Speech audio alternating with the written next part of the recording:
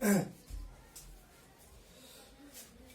students, welcome back to the YouTube channel of फराबी senior secondary school Kathua. जैसा कि पता है कि अपना टेंस टॉपिक चल रहा था और टेंस के अंतर्गत हमने आपको पास्ट इंडेफिनिट तक करा दिया था और शायद अपना पास्ट एंड कंटिन्यूस भी कुछ हो गया था और पास्ट कंटिन्यूस का शायद यूज चल रहा था मेरे से, जहाँ तक मेरा सोचना। तो पास्ट कंटिन्यूस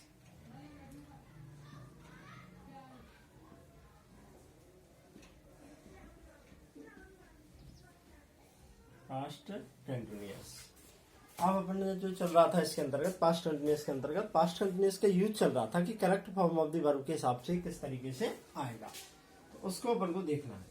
तो यूज ऑफ पास्ट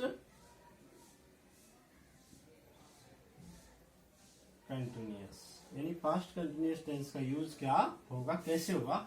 तो सबसे पहले ये देखेंगे यानी correct form of the verb के हिसाब से इसमें जो क्वेश्चन आएगा वो किस तरीके से आएगा, ये अपन को इसके अंतर्गत देखना। तो देखिए क्या होता है पास्ट कंटिन्यूअस टेंस के अंतर्गत अपन देखेंगे कि जो एडवर्ब्स आती हैं वो कौन कौन सी आएंगी। इसमें आएंगी देखो then, those days, at that time, at that moment.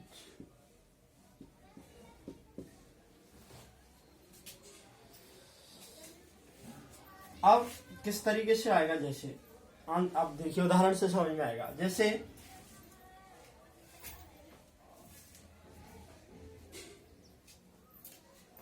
ही खाली जगह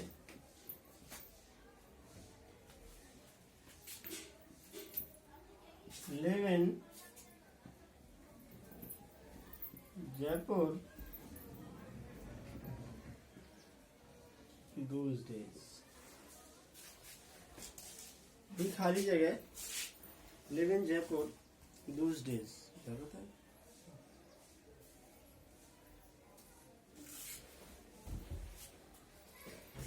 ही खाली जगह live in Jaipur those days। तो देखो those days से हमें पता लग गया होगा कि कौन सी टेंस का होगा, ये पास्ट कंटिन्यूअस का। तो दूज डेज से पता लगता है कि पास्ट कंटिन्यूअस का है। फिर देखेंगे वाक्य कैसा है, साधारण है।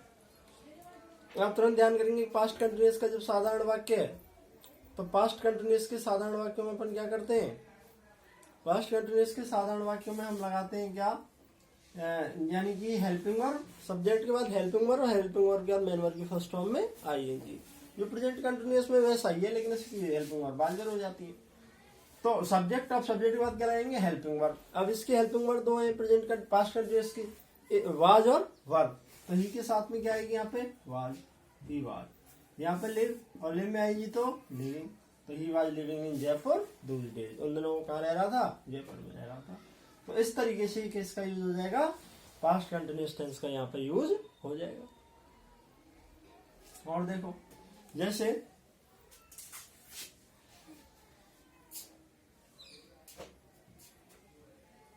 दे खाली जगह play cricket in the ground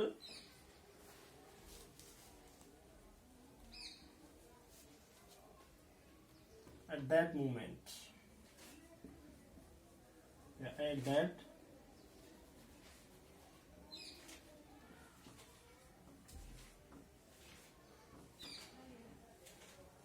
time. तो क्या आ जाएगा, अब यहाँ एट दैट टाइम से अपन को पता लग गया कि कौन सी टेंस का है, पास्ट कंटिन्यूअस का। एट दैट टाइम से पता लगती है पास्ट कंटिन्यूअस का है।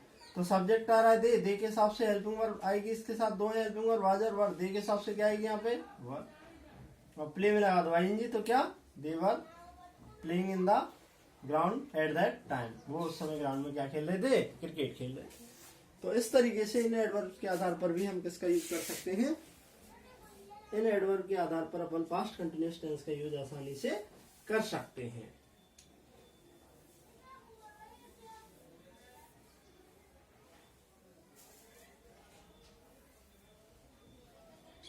अच्छा, अब इसके बाद देखेंगे, जैसे देखिए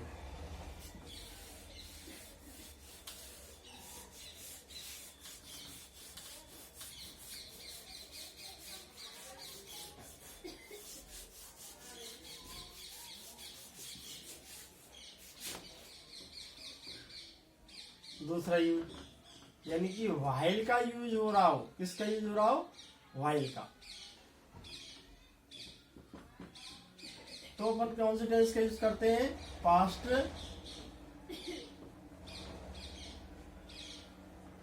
कंटिन्यूअस टेंस का यूज करते हैं। कौन से टेंस का यूज रहा हो? यानी व्हाइल का यूज हो रहा हो, यानी दोनों काम एक साथ जारी रहे हो। यानी क्या होता है? दोनों काम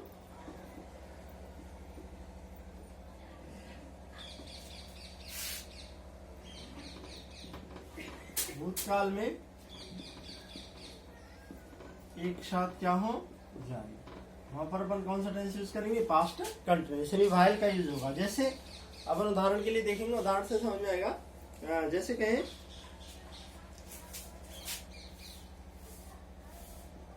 I was watching TV while my father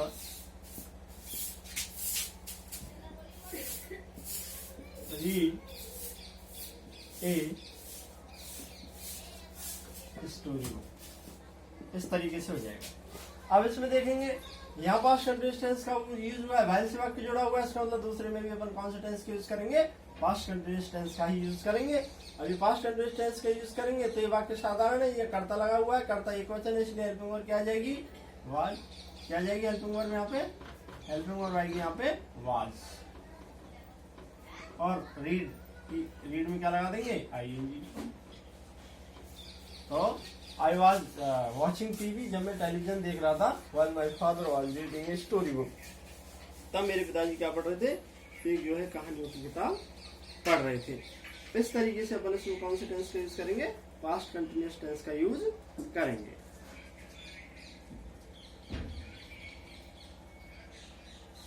अच्छा, दूसरा। अब तीसरा देखेंगे, वेन के साथ भी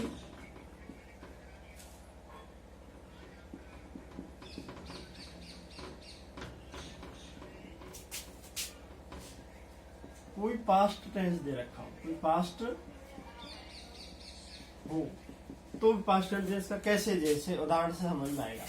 जैसे मान लीजिए वाक्य आ गया, उदाहरण के लिए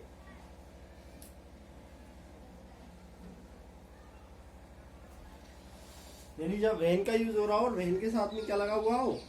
कोई पास्ट टेंस जुड़ा हुआ हो। जैसे when he came here, जब वो यहाँ आया, आई खाली जगह,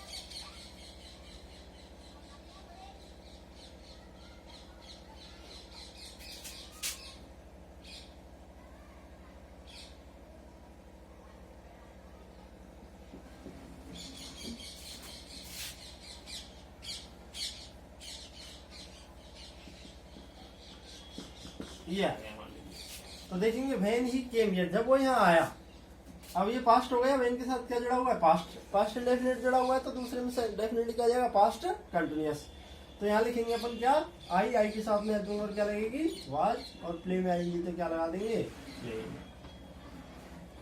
क्या लगा देंगे? प्ले।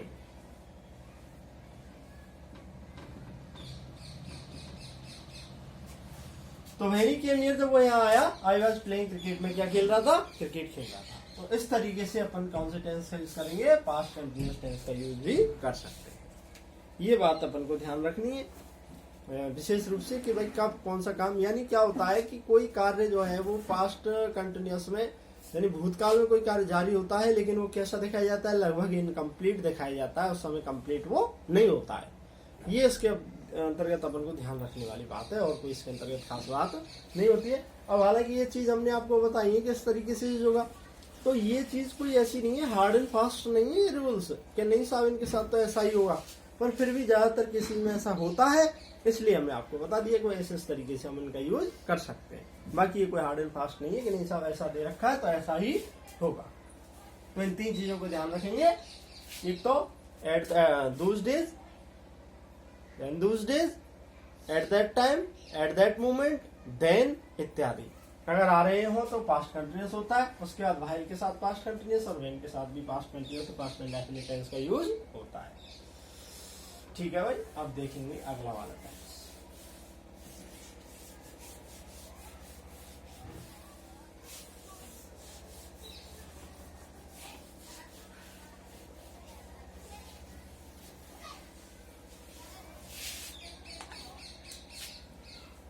अब इसके बाद आना है अपना कौन सा,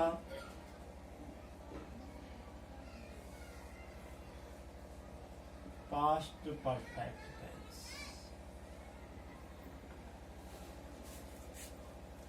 यानी सबसे पहले वही तरीका हमने आपको बताया था, क्या देखना है इसमें, पहचान।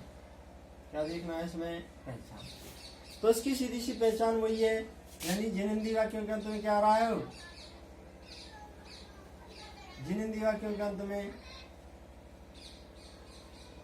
चुका था, चुकी थी या चुके थे आदि, यानी जिन हिंदी वाक्यों के अंत में चुका था, चुकी थी, चुके थे आदि शब्द आ रहे हों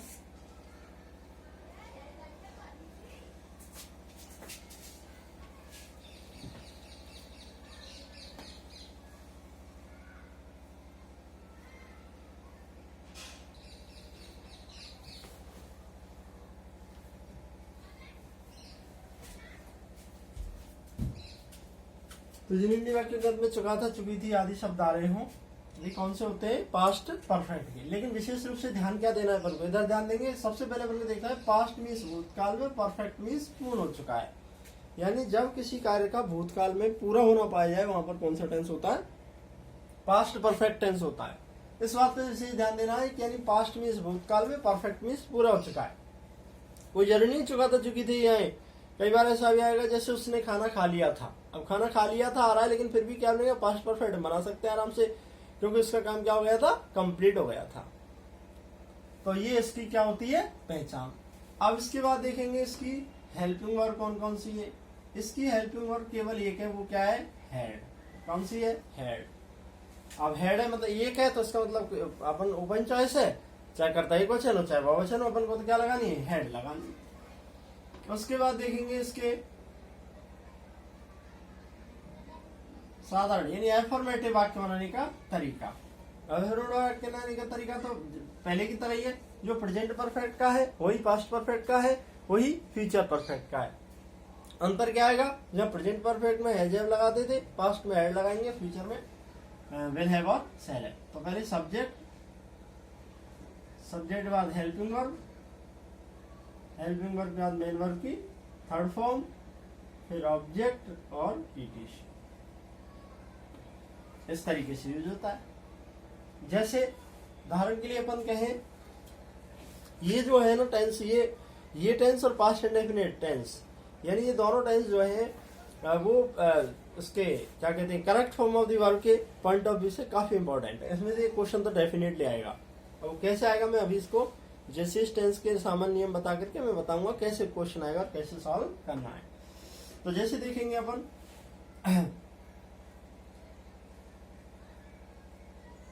वो है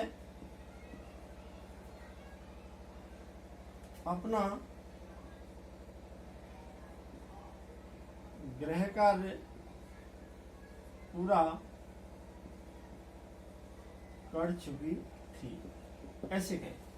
अब देखेंगे ये वाक्य, देखेंगे सबसे पहले कौन से टेंस का वाक्य है। तो ये वाक्य जो है वो पास्ट परफेक्ट टेंस का है। कौन से टेंस का है, पास्ट परफेक्ट टेंस का। अब पास्ट परफेक्ट टेंस का है, लेकिन पास्ट परफेक्ट टेंस का कैसा वाक्य है, दो चीज। अपन हिंदी से जब अंग्रेजी ट्रांसलेट कर रहे हैं, हालांकि ऐसा आपको पेपर में नहीं आएगा कि हिंदी से अंग्रेजी बनाओ, आपको तो correct form of the verb के हिसाब से आएगा। लेकिन बात क्या है कि अगर इस तरीके से अपन बनाना सीख जाते हैं तो कोई क्वेश्चन ऐसा आ जाए, जैसे मान लीजिए कोई आर्टिकल, यानी कि ऐसे आ गया, आर्टिकल आ गया, या मान लीजिए कोई, जैसे मान लीजिए सड़क सुरक्षा पे आ गया, या लेटर कोई ऐसा आ गया जो आपको याद नहीं, तो कम से कम छोटे छोटे वाक्य बना करके उसे हम कुछ तो लिख के आए। इसलिए थोड़ा सा इनकी नॉलेज भी होना बहुत जरूरी है। तो वह अपना गृह कार्य पूरा कर चुकी थी। तो सबसे पहले देखेंगे, और इसको मतलब हिंदी से जब अंग्रेजी ट्रांसलेट करें ना, तो अपनी एक हैबिट बना लो हमेशा कि अपने दिमाग में पहले एक क्वेश्चन जरूर पूछ लो कि ये वाक्य कौन से टेंस का है। हमें कई बार क्या होता है, अपन पूछते हैं इस वाक्य को बनाओ, तो वैसे ही बनाने लग जाते हैं, मतलब बिना सोचे समझे वाक्य को बनाने लग जाते हैं। कहते इसको बोले तो जो लिखने लग जाए ही कंप्लीट, बिना सोचे समझे। जबकि अपन एक बार जब अपन दिमाग में ये बैठाएंगे कोई कौन से टेंस का वाक्य, तो पहले ये पहचानो, तो दिमाग करेगा भाई कैसे पहचाने, तो चुका था चुकी थी आ रहे हूं, तो वो किसके होते हैं, पास्ट परफेक्ट के। उसके बाद दूसरा क्वेश्चन अपने दिमाग में ये करो कि वाक्य कैसा है। अब यहाँ पता लग गया कि वाक्य पास्ट परफेक्ट का है। फिर दूसरा क्वेश्चन हमने किया कि वाक्य कैसा है, तो साधारण है, एफर्मेटिव है, क्योंकि ना तो उसमें कहीं नॉट आ रहा है इसलिए मतलब नकारात्मक नहीं आ रहा है, इसलिए मतलब नकारात्मक नहीं, ना ही कोई प्रश्न पूछा गया इसलिए प्रश्नवाचक नहीं। जब नकारात्मक भी नहीं है और प्रश्नवाचक भी नहीं है, तो प्रश्नवाचक नकारात्मक तो हो ही नहीं सकता। सीधा सीधा कैसा बच गया, साधारण। अब दो चीज पता लग गई ना अपन को, पास्ट परफेक्ट का कैसा वाक्य है, साधारण। तुरंत ध्यान करेंगे पास्ट परफेक्ट के साधारण का सूत्र क्या होता है, क्या लगाते हैं सबसे पहले, सब्जेक्ट। इसमें सब्जेक्ट क्या है, वह की इंग्लिश क्या होगी। इसके बाद हमारा नियम कहता है क्या लगा दो, हेल्पिंग वर्ब। हेल्पिंग वर्ब एक ही है इसकी, क्या है। इसके बाद नियम कहता है क्या लगा दो, मेन वर्ब की थर्ड फॉर्म। मेन वर्ब क्या है यहाँ पे, पूरा करना। पूरा करना की क्या होगी, कंप्लीट, और कंप्लीट की थर्ड हो जाएगी कंप्लीटेड। सॉरी ही नहीं आएगा, सी आएगा, क्योंकि स्त्री के लिए आ रहा है। सी हैड कंप्लीटेड क्या, अपना गृह कार्य, तो यहाँ आ जाएगी हर होमवर्क। कैसे आएगा, she had completed her homework, यानी वो है अपना गृह कार्य पूरा कर चुकी थी। इस तरीके से हो जाएगा, यानी वह अपना गृह कार्य पूरा कर चुकी थी। इस तरीके से अपन इसको कर देंगे। इसके बाद देखेंगे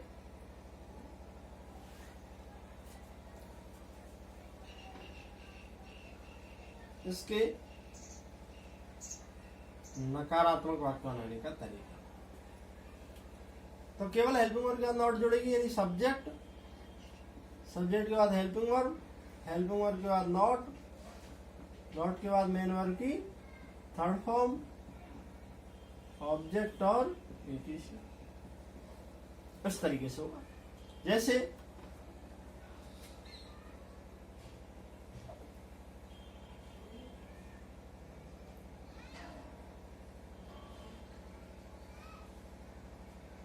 जैसे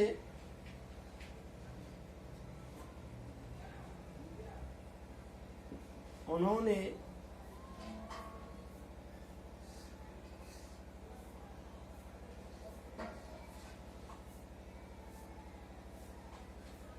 अपना पाठ याद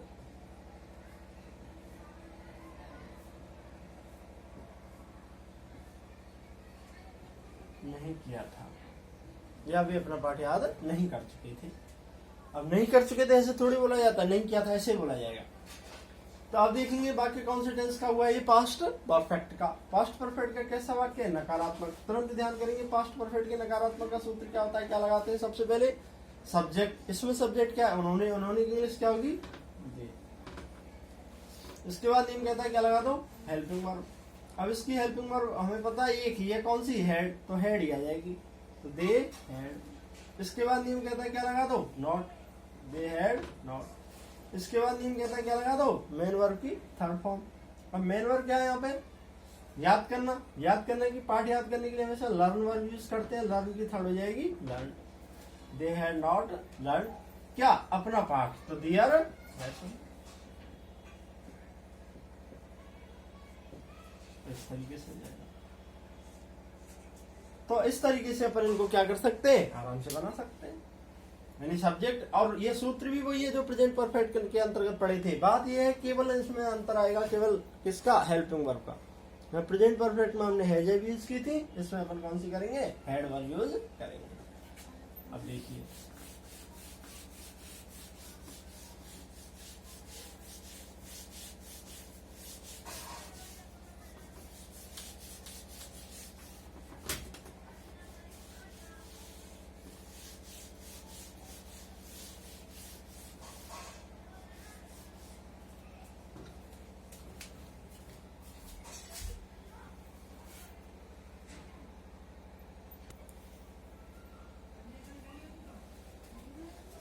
अब देखेंगे इसका क्या है वाक्य, प्रश्नवाचक।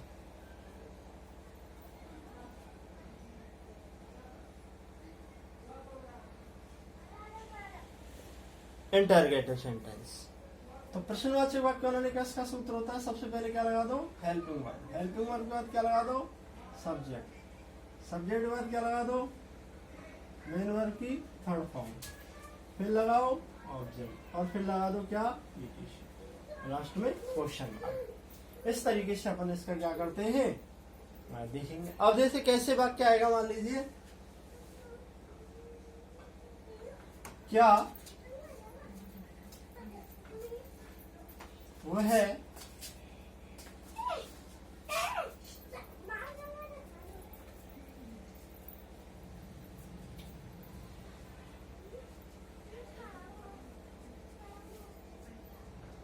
अपना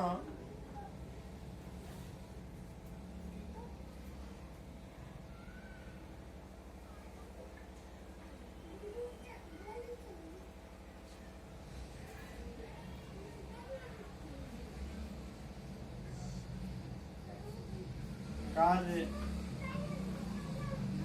पूरा कर चुका था, या ऐसे कह दो क्या उसने अपना कार्य पूरा कर लिया था। बात तो ये की है, दोनों का मतलब ये की है, इन दोनों में बेसिकली कोई अंतर नहीं है, बात तो ये की है। ये तो सामान्य सी चीज बता रहा हूँ, वैसे इसके बाद क्या अलग तरीके के होते हैं। तो इसके बाद देखेंगे, तो पहले देखेंगे कौन से टेंस का वाक्य हुआ, पास्ट परफेक्ट का। पास्ट परफेक्ट का कैसा वाक्य, प्रश्नवाचक।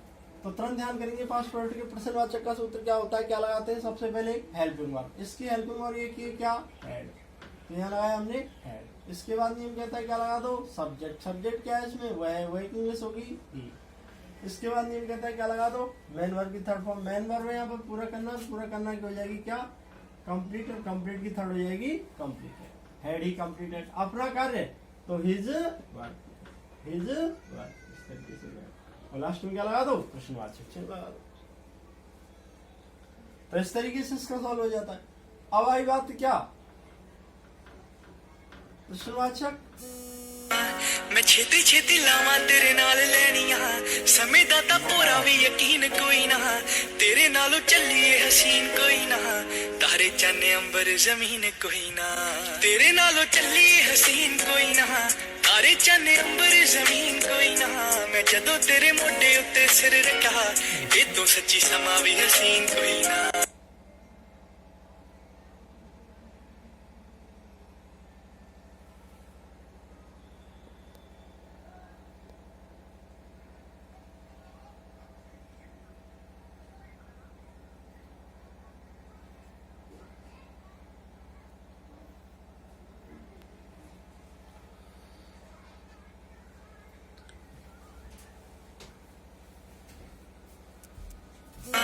मैं छेती छेती लावा तेरे नाल लैनिया, समय दा तां पूरा भी यकीन कोई ना, तेरे नालों चलिए हसीन कोई ना, तारे चन्ने अंबर जमीन कोई ना।